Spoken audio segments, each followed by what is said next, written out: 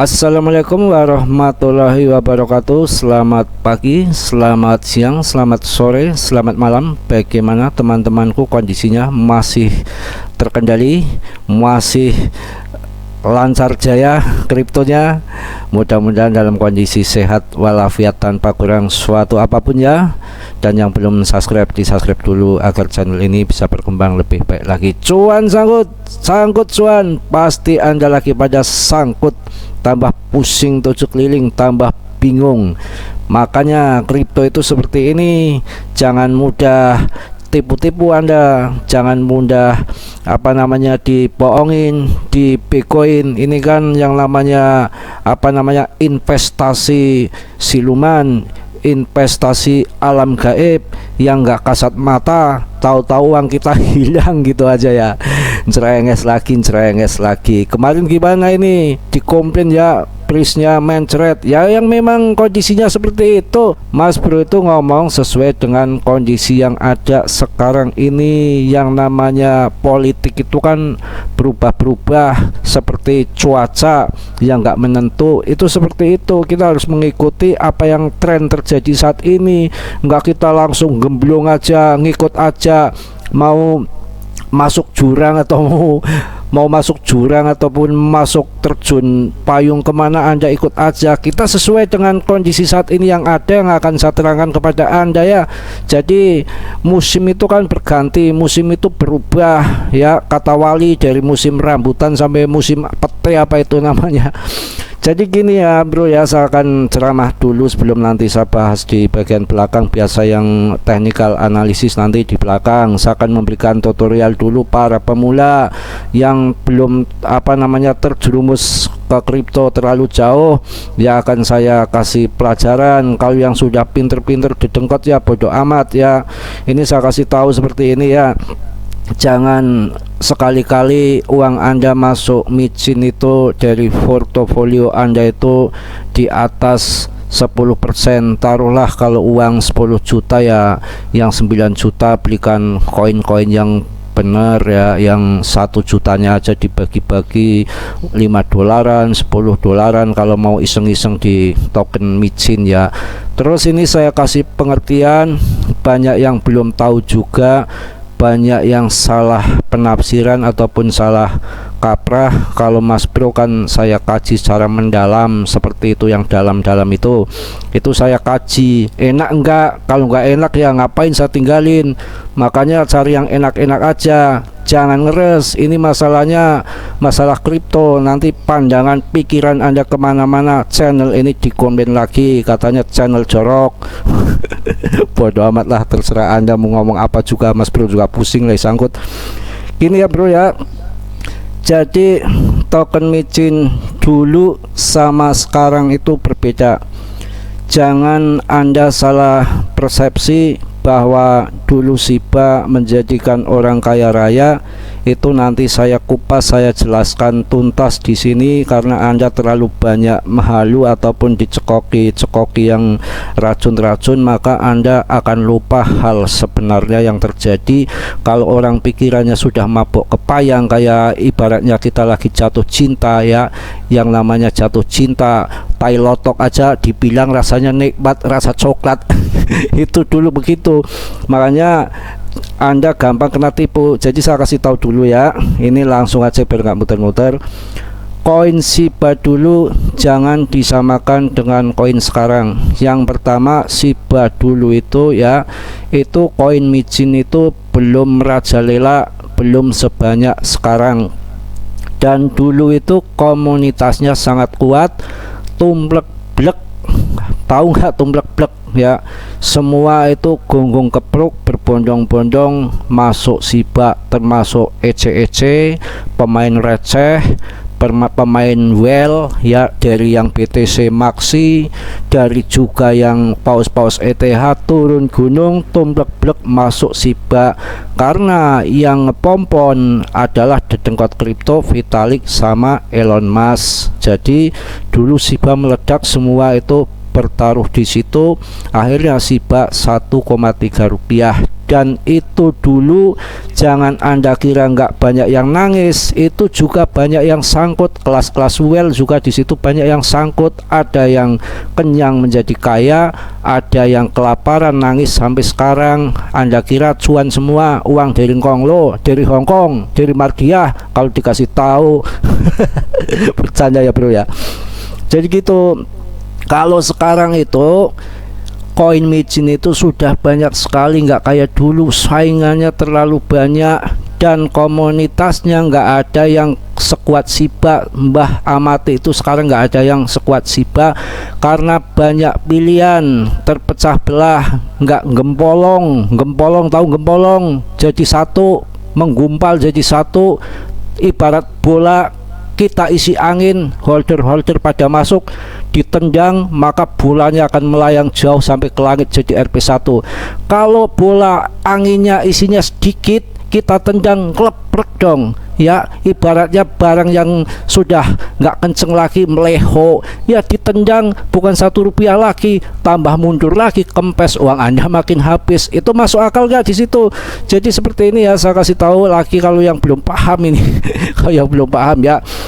Jadi sekarang itu sudah terlalu banyak koin ya, jangan disamakan koin dulu dengan Shiba, nanti Anda malah bahaya ya, nanti kecewa. Saya dulu itu waktu saya di Shiba nggak dapat jadi jutaan kayak orang-orang, cuma dapat sedikit lah cerit gitu ya. Itu saya berpikiran mungkin sama dengan Anda, gagal di Shiba. Ini yang lagi tenor, yang lagi mantap, ternyata baby doge. Saya masuk baby doge itu dulu banyak bro, nyatanya apa ya, ditungguin sampai sekarang nggak sampai Rp1. Ya itu tadi, nggak nggak kayak sekuat kayak Shiba dulu. Yang namanya kejadian unik, kejadian langka itu ya nggak akan bisa terulang kembali, kecuali kebetulan setan. Ada lagi nih kebetulan setan. Terus habis itu kegagalan di baby doge, mas bro, masuk raca, banyakin lagi uangnya. Barangkali nanti kalau token micin nggak naik-naik, ini yang katanya nggak token micin, setengah dewa koin ini katanya saya masuk di raca ya, 170 perak menjadi Rp1 kemarin, coba kayak apa. Jadi nggak bisa niru Shiba. Sekarang kita masuk lagi di Breeze, ternyata banyak koin sekali, Breeze-nya malah mincla.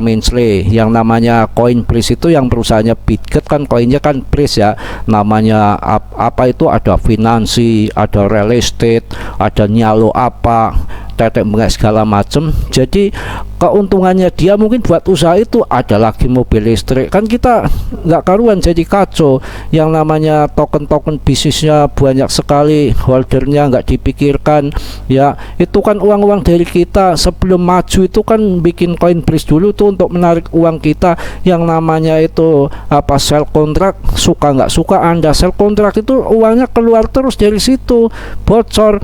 Saya amati itu koin Breeze itu pas demandnya banyak ya, kelihatan tuh di koin itu hijau semua, yang banyak itu yang masuk tuh MM-an ya, maksudnya MM-an token masuk ya, yang sell nggak ada, harganya stagnan aja, nggak naik-naik. Itu kemana larinya? Bocornya ke itu sell kontrak itu. Makanya sekarang jangan disamakan koin sekarang kayak koin dulu. Masuk aja di apa namanya, BTC ya, BNB, itu aja yang top 10 aja. Itu yakin kedepannya ya, itu akan namanya koin yang berfundamental, kedepannya akan kembali ATH lagi, tetap pada waktunya dimainkan. Terus yang kedua, peringatan yang kedua, kalau Anda terjun ke kripto harus sabar dan harus pinter-pinter, harus pandai-pandai belajar dan melihat fundamental, melihat kahanan. Apa tahu nggak kahanan? Kondisi saat ini, politik, ekonomi, budaya, gonggong kepruk, semua itu dilihat dari sisi manapun, bukan sisi hidung, bukan ya. Itu harus dipelajari betul. Anda nggak percaya ya, sekarang itu dari tahun 2021 sampai tahun 2023 itu ya, itu namanya kripto itu di-ban terus sama SEC ya, juga Fed-nya menaikkan suku bunga terus ya, regulasinya selalu ini itu kripto katanya ada yang sekuritas, ada segala macam. Yang jelas pemerintahan Biden ini ya nggak pro kripto, makanya kita sabar. Kalau yang punya uang silakan Anda jual kerbau, jual sapi, ngomong kondisinya murah, serok kalau mau kaya ya, serok sekarang, tapi di koin-koin yang bener ya, koin-koin yang becus, jangan micin ya. Itu satu. Yang keduanya, nanti kalau Trump jadi, itu Trump itu pro dengan kripto, apalagi anaknya suka NFT ya, dia juga berinvestasi di Polygon. Jadi alurnya nanti berbeda lagi. Memang dari namanya apa itu Biden ya, yang dulu jadi wakilnya Barack Obama kan itu ya, dulu kan wakilnya. Nah dari Barack Obama itu yang setirnya itu sampai sekarang kan namanya dulu pernah juga akan membuat apa namanya regulasi anti kripto. Jadi tidak ada dana segar yang masuk kripto sekarang. Itu kripto itu hanya orang-orang kita, uang yang berputar di dalam komunitas kripto aja. Makanya kita sabar. Nanti kalau presidennya yang akan datang itu pro kripto, akhirnya kan konstitusi yang uangnya gede-gede itu ya diperbolehkan masuk kripto. Itu yang hebat. Maka ada kucuran dana segar yang masuk kripto, makanya market ngebul. Tapi bukan micin yang ngebul ya, yang ngebul ya yang berfundamental top 10 itu BTC dan ETH dan di bawah-bawahnya, bukan micin, bukan. Itu di situ ya. Kalau sekarang ini itu yang ada uang itu hanya perputaran uang di dalam, yang digolong uang di dalam ya. Kalau sekarang naik turun di kita memang kerjaannya bandar untuk liquid up sama down ya, dia cari keuntungan di situ. Dan kenaikan BTC yang dari Januari ini itu dari Tether yang membeli BTC secara rutin tiap bulan, itu pun yang namanya Tether juga orang dalam, orang kita yang sudah memang terjun di kripto, uang-uang yang di dalam kripto, belum ada dana segar yang dari luar ya. Makanya Anda harus bersabar. Jadi kalau bilang koin PP Mas Bro di apa namanya dikomplain, jangan jelekkan token PP. Ini bukan menjelekkan Mas Bro, hanya untuk gambaran aja ya, bukan PP, bukan Pris, bukan PP Doge. Yang saya khawatirkan itu waktu Shiba naik ke atas itu harganya tinggi, itu banyak well dan sekelas perusahaan yang pada benjut, yang pada bangkrut.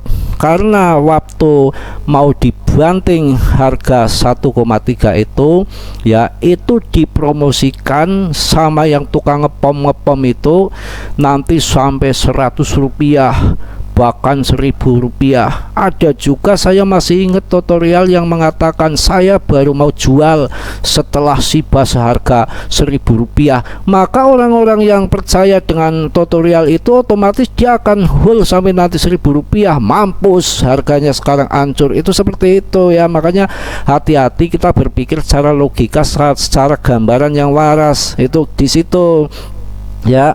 Jadi uang dana segar ini lagi nggak masuk ke kripto, makanya kita sabar ya. Nah dulu waktu Shiba itu dinaikkan 1,3 rupiah itu dipom-pom, diberitakan rame ya, karena dia yang pegang ya, namanya media, dia yang kontrol, dia yang punya. Katanya Shiba nanti akan 100 rupiah, 1.000 rupiah, bahkan $1. Makanya sekelas paus-paus dan perusahaan besar, ada yang perusahaan yang sering saya sebutan itu dari Singapura itu masuk di situ. Sekarang pada sangkut ya. Setelah pada sangkut, balas dendam yang saya takutkan kan banyak koin-koin micin yang nggak jelas masuk ke Binance ya. Itu punya siapa? Itu kan berarti punya paus-paus, makanya pada anonim. Mungkin balas dendam ini apa namanya, pemikiran pribadi Mas Bro secara penerawangan ya, belum tentu benar. Barangkali kesel sangkut di Shiba, uang saya dimakan sama retail juga, dimakan sama teman paus juga. Waduh, saya sanggup disibah. Saya mau balas dendam, saya mau buat token micin yang nantinya akan saya banting. Pertama saya promosikan dulu, saya angkat-angkat, nanti kalau sudah dapat miliaran, triliunan akan saya banting, mengembalikan modal saya yang pernah sanggup disibah. Itu bisa terjadi kemungkinan yang seperti itu. Yang namanya mencari uang di kripto itu dengan berbagai macam politik dan cara supaya modal bisa kembali. Yang namanya di kripto ini kan setan itu kan pasang-pasang perangkap itu banyak sekali. Ada lepret, ada up down, kan seperti itu. Jadi saya katakan untuk berhati-hati di koin micin. Juga ini ada yang tanya kemarin, yang komen, Mas Bro, kalau masuk up BTC sekarang aman nggak untuk jangka panjang? Berarti Anda belum paham. Kalau up sama down itu untuk jangka pendek. Kalau Anda pasang up kemudian Anda salah analisa Anda, itu harus cut loss sebelum kerugian lebih besar. Karena apa? Di dalam up maupun down itu atas bawah ketika disorong sama bandar habis semua, kan nggak kena liquid. Iya, yang 3 lepret itu nggak kena liquid, tapi Anda koinnya akan makin habis.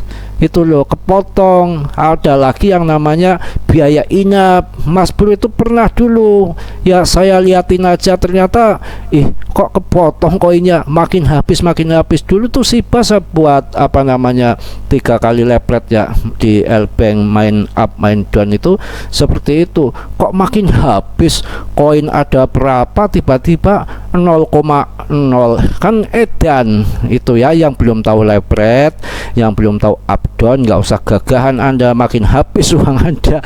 Makanya harus dipelajari. Anda kira gampang ya, namanya data Anda dilihat sama apa namanya bandar, Anda pasang up pasang down, di sana kelihatan beratan yang mana. Kalau beratan yang up ya dia tinggal banting aja ke down, kalau beratan yang down ya tinggal ditekan ke atas, dibanting ke atas, selesai, Anda kemakan semua, kan seperti itu. Oke, lanjut ya. Jadi ini saya jelaskan lagi, sebetulnya untuk masuk sekarang itu nggak perlu takut ya. Memang di dalam kripto itu, kalau yang orang kaya sukses dari kripto itu memang 1 tahun menjelang halving BTC itu sudah masuk, nggak mikirin naik turunnya harga, yang penting ada uang masuk. Tapi koin-koin yang bener ya, koin-koin yang becus, jangan asal-asalan koin ya. Pokoknya jangan koin micin lah. Kalau yang nggak koin micin itu nanti semua naik semua. Jadi ini kan konfirmasinya BTC ini memang sudah nggak lain nggak bukan itu dari yang namanya downtrend arah sini. Mungkin kelihatan garisnya, ini sudah berubah arahnya, itu sudah menjadi arah bullish bro. Dan ini kalau Ichimoku-nya itu sudah valid sekali, sudah menggunting.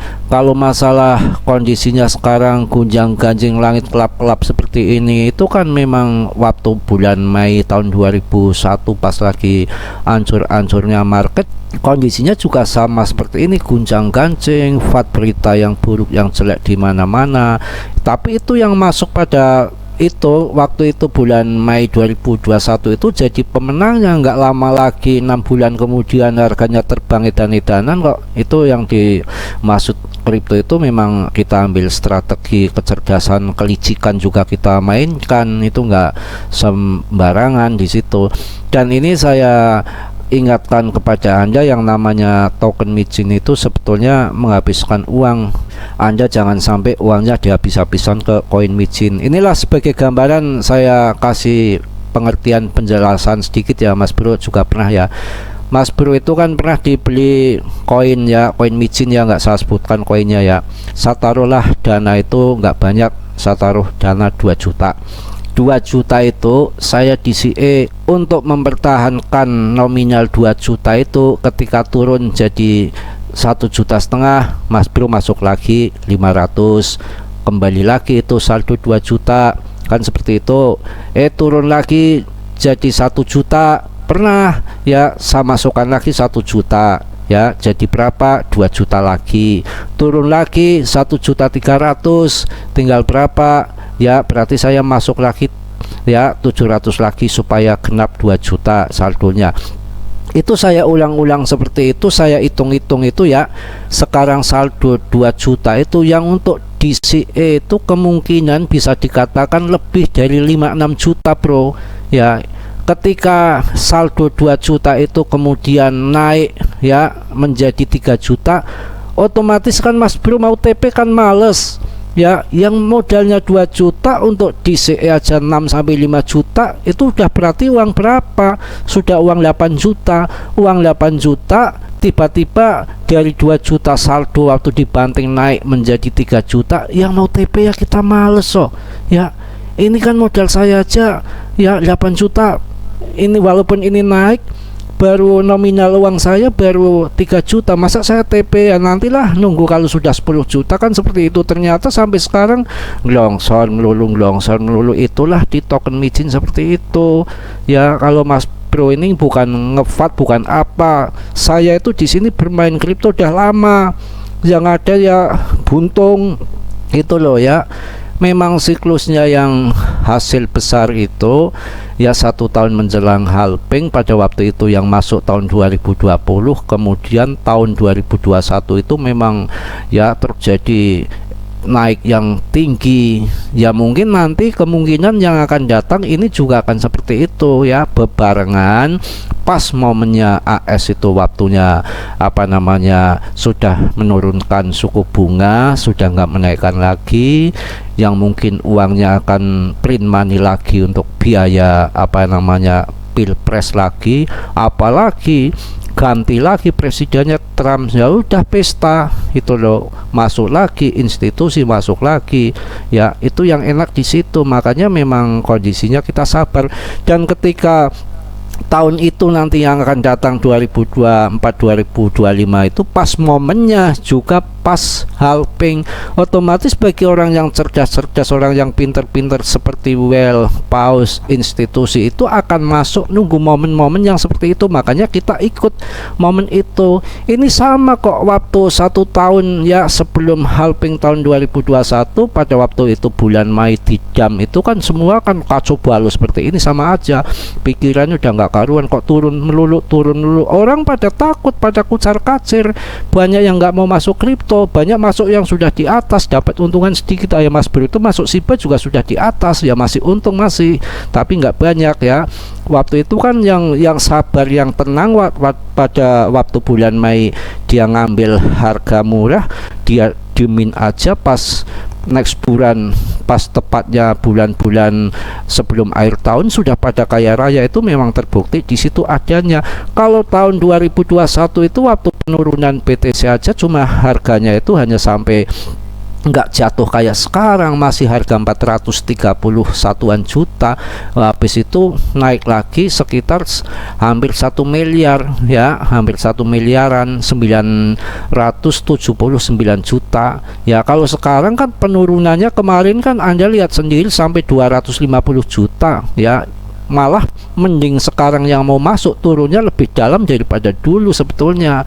Yang hold dulu juga kalau ngelihat sekarang kebanting, makanya sekarang mending masuk kalau mau di BTC. Itu memang kondisinya memang kondisi tepat waktu kemarin harga 250-an. Sekarang kan ini sudah waktunya arah ke bullish. Mau bilang apa, yang namanya bullish naik turun ya biasa. Kita aja beli pagi sore pengennya di TP, mau buat beli kopi lendot toh, mau buat beli udut toh ya, masa mau TP nggak boleh ya. Yang sabar, kalau orang yang pinter, yang nggak stres, yang nggak kacau balau, yang jelas ini masuk nanti ditunggu pas momennya halving BTC itu. Semua institusi, semua paus itu momen itu yang akan diambil. Jadi mereka mau buang barang, mau masuk barang itu berdasarkan momen yang pas, yang tepat ya, dengan riset yang betul-betul. Nggak kayak Anda mas bro ketika dikasih tahu besok benen berbondong-bondong, jual kambing, jual ayam, jual macam-macam masukin ke token micin, nggak taunya besok mbek pada nangis ya. Makanya sudahlah, untuk token micin itu ya kita tetap belilah, barangkali nanti ada yang RP1, tapi ya dikit aja, liatin aja di situ, udah selesai, nggak usah banyak mengharap nanti jadinya lari-lari di jalanan nggak pakai celana. Itu bener loh, bisa terjadi loh. Kalau juga banyak yang gantung diri sekarang, yang modal ratusan juta bahkan 200 300 yang gila micin itu bisa jadi bro. Yang namanya orang gila banyak yang edan karena kripto, melihat dulu Shiba sampai harganya melambung, banyak kaya raya, habis itu pada masuk baby doge, pada masuk raca. Setelah itu kan bermunculan inu-inu itu ya, ternyata sampai sekarang harganya tambah longsor. Jadi masa dulu sama sekarang itu sangat berbeda kalau Anda dipelajari, bukan kayak dulu lagi. Kalau Shiba itu pas kebetulan ajaib. Kalau sekarang token banyak sekali, malah ini yang dulu sangkut di Shiba, malah yang saya khawatirkan pada bikin token-token yang untuk mengembalikan modal dia yang sudah hilang, balas dendam. Saya udah sangkut di Shiba ini, saya membuat token PP lah, apa token apa, nanti saya ambil semua uangnya, saya bikin habis. Nanti bisa jadi yang namanya bermain kripto segala macam cara di sini ada, yang scam juga ada isinya. Nah di sini scammer, hacker, penjahat, pejudi pokoknya semua tumblek-blek jadi satu di sini. Emang Anda disangka ini bisnis apa ini? Yang di sini tuh yang namanya mafia, pecundang, pecurang, lengkap di sini. Yang tukang tibul, yang tukang tipu, yang tukang dobrot kayak Mas Bro ada ya. Saya katakan apa adanya, kalau Mas Bro tukang dobrot ya saya bilang tukang dobrot. Emang saya tukang apa? Tukang tahu ya. Itulah yang saya bilang seperti itu ya. Mungkin obrolan itu sudah panjang ya, Anda cerna sendiri. Oke ya, cukup ya untuk hari ini ya, obrolan-obrolan tadi ya, untuk menambah wawasan fundamental Anda, jadi supaya tahu nanti Shiba itu sebetulnya seperti apa, BTC arahnya ke depan seperti apa. Yang ngobrol-ngobrol ini penting dulu sebelum kita berperang kan, kita harus tahu dulu, harus diasah dulu pikiran kita, psikis kita, mental kita dijaga supaya nanti kita nggak salah, nggak keliru dalam menentukan arah ya, dalam mau masuk ataupun mau TP harus pas, harus tepat ya. Mungkin itu udah cukup ya, udah panjang sekali obrolannya ya. Yang namanya kepanjangan nanti juga Anda bosen ya. Yang namanya Mas Bro suka bikin salah, suka bikin kacau, banyak obrolan-obrolan yang kadang-kadang ngalur ngidul. Yang namanya manusia beginilah Mas Bro, gak sempurna ya. Yang sempurna hanya Allah Subhanahu wa Ta'ala ya. Mohon maaf yang sebesar-besarnya. Mohon yang belum subscribe di subscribe dulu ya. Mudah-mudahan Anda semua dalam kondisi sehat walafiat tanpa kurang suatu apapun ya. Salam Mas Bro dari Tegal. Wassalamualaikum warahmatullahi wabarakatuh.